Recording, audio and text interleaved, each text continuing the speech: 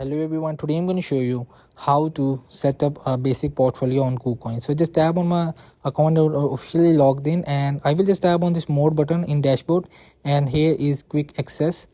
From here you will find a AI portfolio.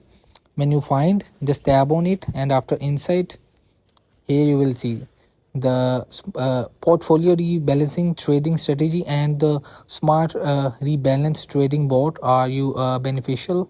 And if you want to diversify your holding but do not have time to monitor day to day price movements, so from here you can just set it the price, and it will be monitoring automatically for you.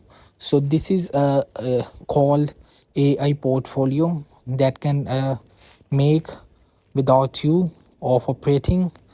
So you can select it the all the currencies and the prices of high or low. You can just set the limit from here, and stop loss you can just set the balance when the market goes in loss, so you will be stop your trading automatically. So this is called AI portfolio. So hope this video helped you. Please don't forget to like and subscribe and get notified for more videos.